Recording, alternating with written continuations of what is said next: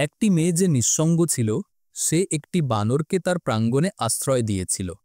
তার নাম রাখল কৃষ্ণচন্দ্র। তার সাথে আলাপ করত, কিন্তু এক রাতে বানরটি মেয়েটির সাথে এমন কিছু করল যে কয়েক মাস পরে মেয়েটির গর্ভে একটি শিশু লালিত হতে লাগল। গ্রামবাসীরা উপহাস করল, ব্যঙ্গ করল, কিন্তু তার কাছে কোনো জবাব ছিল না। এই কথকথা কান্তপুরের এক নিস্তব্ধ কিন্তু গোপনীয়তাপূর্ণ গ্রামের, যেখানে বাস করত রূপসী, এক সরল হৃদয়া, একাকী ও নীরব কন্যা। তার জগৎ ছিল কেবল তার ফলরোদ্যান, যা তার পিতামাতার নিধনের পরে তার উত্তরাধিকার হিসেবে প্রাপ্ত হয়েছিল। প্রতিদিন উষাকালের পূর্বেই সে উদ্যানে যেত, তার কোমল হস্তে ফল সংগ্রহ করত, আর তারপর হাটে গিয়ে সেগুলি বিক্রয় করত। রূপসী সম্বন্ধে গ্রামে কেবল একটিই কথা খ্যাত ছিল, সে ফল বিক্রয়কারী কন্যা। হঠাৎ তার দৃষ্টি নিপতিত হল একটি বানরের ওপর।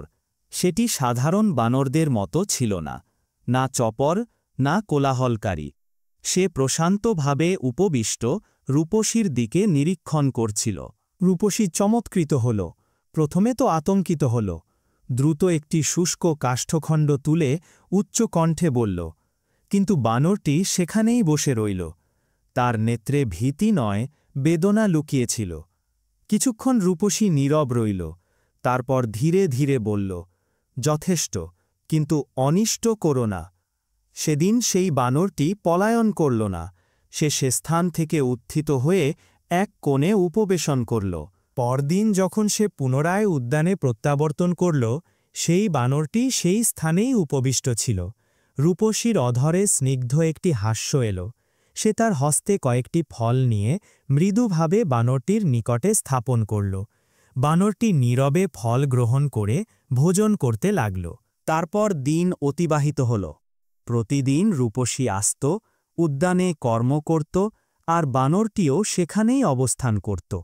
সে চঞ্চল ছিল না, সে সহায়তা করত, শাখা থেকে ফল ছিঁড়ে নিম্নে নিক্ষেপ করত, আর মাঝে মাঝে রূপসীর সম্মুখে হস্ত বিস্তৃত করে উপবেশন করত, যেন বলছে, আজকের পারিতোষিক কোথায়?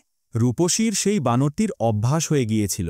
সে এখন তার সাথে কথোপকথন করতে আরম্ভ করেছিল, যেন সে তাকে উপলব্ধি করে। আকাঙ্ক্ষা হয় আমার জননী জীবিত থাকত, সেও তোমার মতো শান্ত প্রকৃতির ছিল।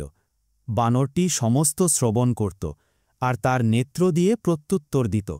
কখনো মৃদু মস্তক নাড়ত, কখনো গভীর নিঃশ্বাস গ্রহণ করত। রূপসীর তার সাথে প্রশান্তি লাভ হতে লাগল।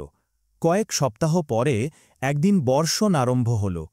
রূপসী দ্রুত গতিতে কুটিরের দিকে গমন করছিল।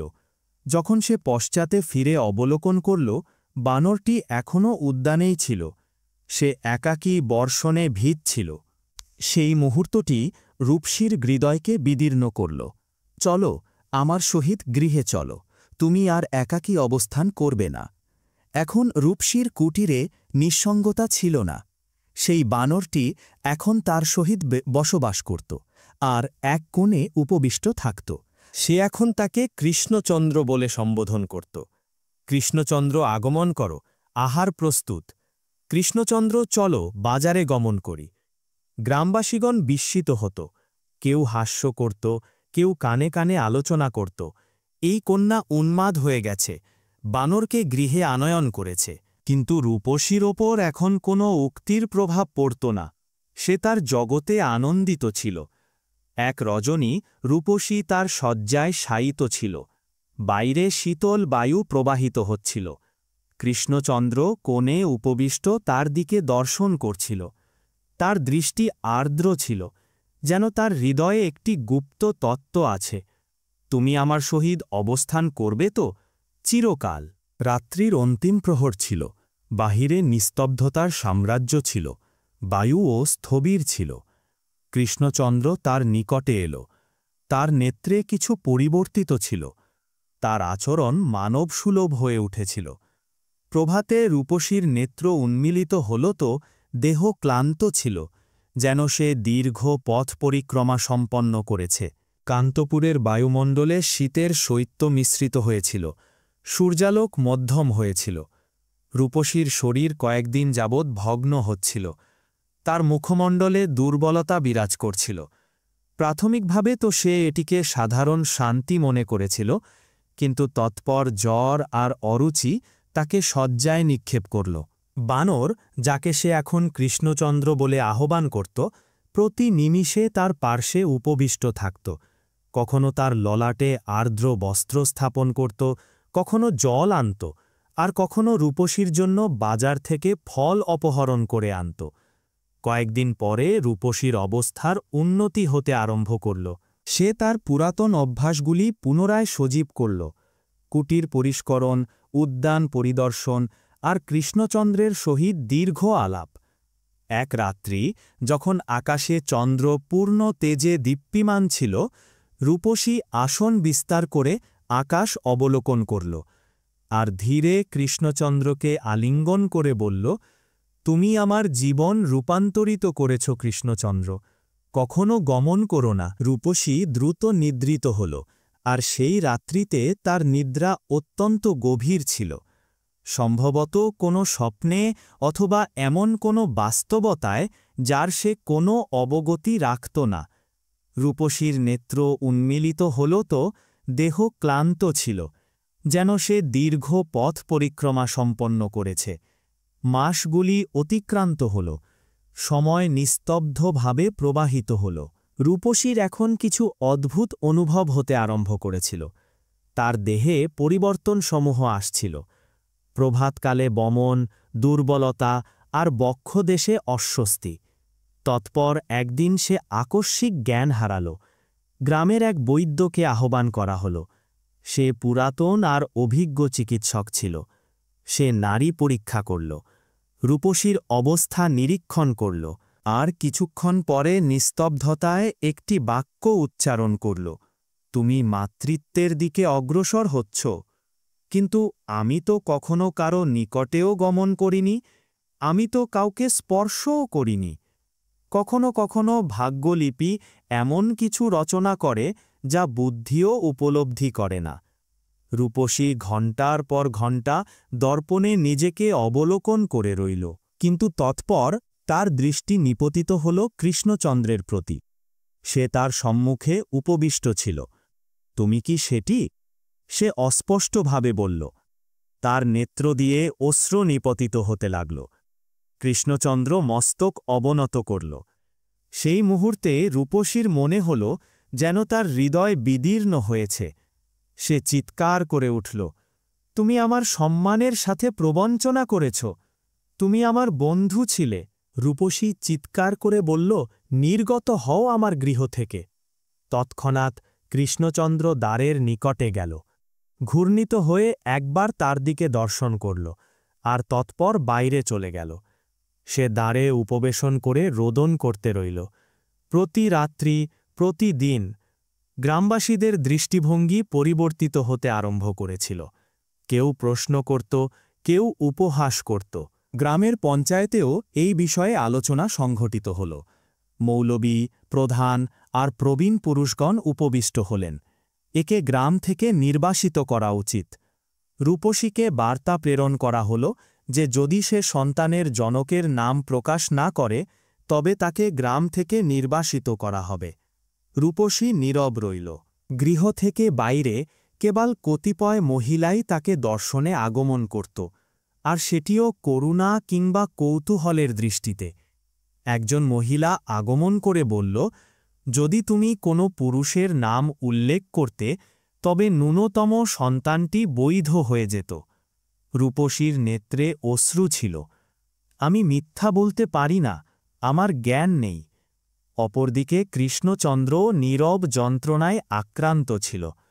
সে না আহার করত, না পানীয় গ্রহণ করত। তার লোমরাজি ঝরে পড়তে লাগল, নেত্র অভ্যন্তরে প্রবিষ্ট হল, আর সে এখন একটি দুর্বল ছায়ার মতো প্রতীয়মান হতে লাগল। কখনো কখনো সে রূপসীর দিকে দর্শন করত, যেন বলতে চায়, আমাকে ক্ষমা প্রদান করো। সেই রাত্রিতেই গ্রামে একজন অপরিচিত মৌলবীর আবির্ভাব ঘটল। সে একজন প্রবীণ, নিস্তব্ধ প্রকৃতির মানুষ ছিল। মৌলবী সোজা রূপসীর কুটিরের সামনে এলো আর বলল, কন্যে, আমার তোমাকে কিছু বলার আছে যা তোমার নিয়তি রূপান্তরিত করতে পারে। তুমি যে পশুর সাথে বসবাস করতে, সে পশু নয়, একজন শাপগ্রস্ত মানব ছিল। রূপসীর নেত্র প্রসারিত হয়ে গেল। সে ভাবল এটি কোনো নূতন গুজবের সূচনা। বৎসরের পর বৎসর পূর্বে এক দুর্ভাগ্য রাজপুত্র অরণ্যের এক তন্ত্রজ্ঞার হৃদয় ভগ্ন করেছিল। অভিশাপে সেই তন্ত্রজ্ঞা তাকে বানরে রূপান্তরিত করেছিল, আর সেই নারী তুমি হয়েছিলে রূপসী। তাহলে সেই রাত্রিতে যা সংঘটিত হয়েছিল সেটি অভিশাপ ভঙ্গের উপায় ছিল। রূপসীর শ্বাস প্রশ্বাস ভারাক্রান্ত হয়ে গেল। সে দ্বার উন্মোচন করল আর সেদিকে দর্শন করল যেখানে কৃষ্ণচন্দ্র প্রতিদিন উপবিষ্ট হতো। কিন্তু আজ সেখানে কৃষ্ণচন্দ্র নয়, একজন সুশ্রী যুবক দণ্ডায়মান, শুভ্র পরিধেয়, সরল মুখমণ্ডল, নেত্রে আর্দ্রতা। রূপসী, আমি সেই যাকে তুমি কৃষ্ণচন্দ্র আখ্যা দিয়েছিলে, যাকে তুমি তোমার গৃহে স্থান প্রদান করেছিলে। আমি মানব, তোমার সত্য আর প্রণয় আমাকে অভিশাপ থেকে মুক্তি প্রদান করেছে। রূপসীর অধর থেকে কষ্টের সাথে বাক্য নির্গত হল। তুমি আমার জীবন ধ্বংস করেছ, আমার সম্মানকে ধূলিতে মিশ্রিত করেছ। যুবক ভূমিতে জানু প্রণিপাত করল। আমি অবগত যে তোমাকে যন্ত্রণা প্রদান করেছি, কিন্তু ইচ্ছাকৃতভাবে নয়।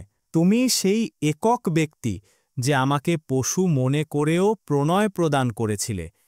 আর এখন যখন আমি মানবে রূপান্তরিত হয়েছি, আমি তোমাকে হারাতে চাই না। পরবর্তী প্রভাতে সমগ্র কান্তপুর গ্রাম বিস্ময়ে নিমগ্ন ছিল।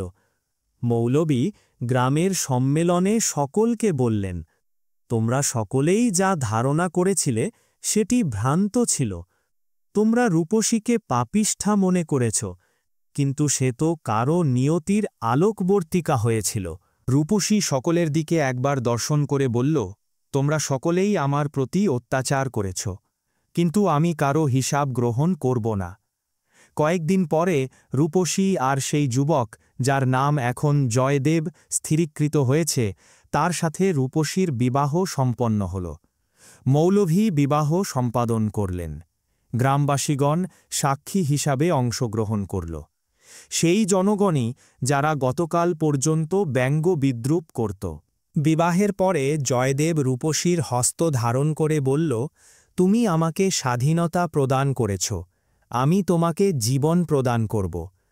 রূপসীর নেত্রে অশ্রু ছিল, কিন্তু সেগুলিতে এখন বেদনা নয়, আহ্লাদ নিহিত ছিল। কয়েক মাস পরে রূপসী এক সুন্দর সন্তানের জন্ম প্রদান করল। গ্রামে প্রথমবার কোনো অবিবাহিতা মাতার সন্তান এত সম্মানপ্রাপ্ত হয়েছিল। সন্তানটি সেই বন্ধনের চিহ্ন ছিল যেখানে প্রণয়, ত্যাগ আর ক্ষমার বর্ণ ছিল। জয়দেব প্রতিদিন ফলর উদ্যানে কর্ম সম্পাদন করত। রূপসী তার সহিত অবস্থান করত। সেই কুটির এখনও সেখানেই ছিল, কিন্তু তার অভ্যন্তরে এখন নিঃসঙ্গতা নয়, প্রণয়ের নিবাস ছিল। সন্ধ্যার কাল ছিল। সূর্যের কমলবর্ণ রশ্মি ফলগুলির ওপর ঝলমল করছিল। রূপসী আর জয়দেব তাদের সন্তানকে নিয়ে উপবিষ্ট ছিল। জয়দেব ধীরে বলল, তুমি আমাকে নিঃসঙ্গতা থেকে উদ্ধার করেছ আর অভিশাপ থেকে মুক্তি প্রদান করেছ। এখন আমরা চিরকাল একসাথে অবস্থান করব। রূপসী তার হস্ত ধারণ করে মৃদু হাস্য করল। এইভাবে কান্তপুরের সেই রহস্যময় গ্রামে, যেখানে প্রতিটি ছায়া একটি গোপনীয়তা লুকিয়ে রাখত, সত্যের আলোক উদ্ভাসিত হল। এমন এক গাথা যা প্রমাণ করে যে প্রণয় আর বিশ্বাসের সম্মুখে কোনো অভিশাপই স্থায়ী হতে পারে না, আর যে হৃদয় প্রকৃতিগত সে সমস্ত পরীক্ষায় উত্তীর্ণ হয়। রূপসীর কাহিনী আজও সেই গ্রামে কথিত হয়, এমন এক প্রণয়ের কাহিনী যা অভিশাপকে আশীর্বাদে পরিণত করেছিল।